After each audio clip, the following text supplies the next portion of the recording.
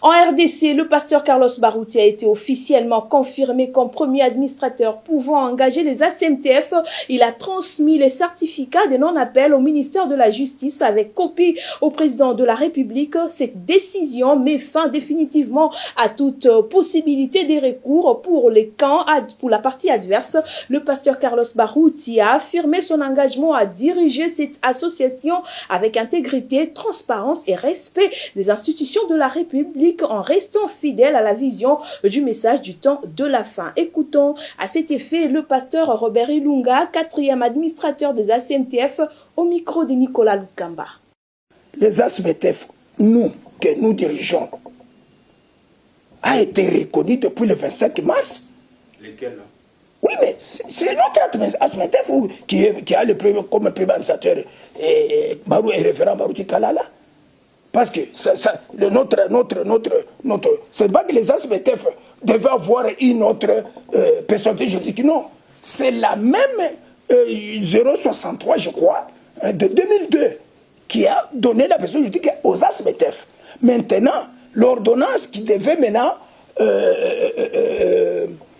mettre en place le nouveau dirigeant des ACMTF. Donc, cette ordonnance-là est maintenue. Maintenant, nous avons tenu l'Assemblée générale le 7 septembre 2024. Vous étiez là témoin. Alors, c'est nous, selon la loi, selon nos statuts, on a suivi la procédure normale.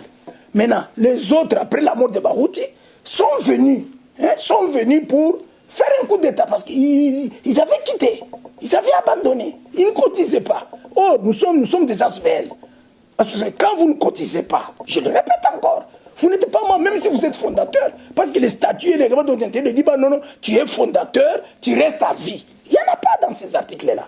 Alors, donc quand maintenant on a expliqué, nous avons fait un recours administratif correct. Alors, le ministère de la Justice a examiné et il a trouvé que c'est nous qui étions valables, qui étions dans les normes administratives et tout ça. Et c'est ainsi qu'on a abrogé, on a abrogé l'ordonnance, pas l'arrêté, l'arrêté qui le reconnaissait, eux qui ont précipité au lieu de venir le 7 septembre chez nous, et ils ont préféré précipiter au 3 septembre, tu connais la chose, ils se sont précipités. Maintenant, quand le ministère de la Justice a examiné avec tous ces techniciens, ils ont reconnu que non, c'est nous qui détenons la validité de pouvoir gérer les ACMTF jusqu'à nouvel ordre. C'est donc ça doit être l'arrêté 0, je crois, 383, 384 du 25 mars 2025, abrogeant celui-là qui avait été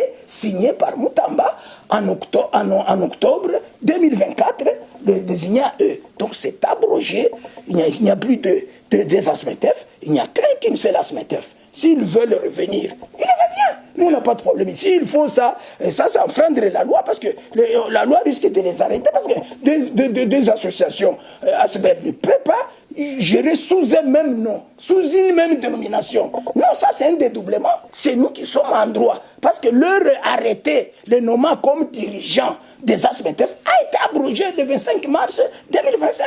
Si vous voulez voir que je vous donne les papiers, je vous donnerai ça. Vous les aurez sans problème. Et c'était le secrétaire d'État qui avait signé, qui nous avait signifié et qui nous a transmis, donc qui reconnaissait les ACMTF dirigés par le révérend pasteur Carlos Barouti.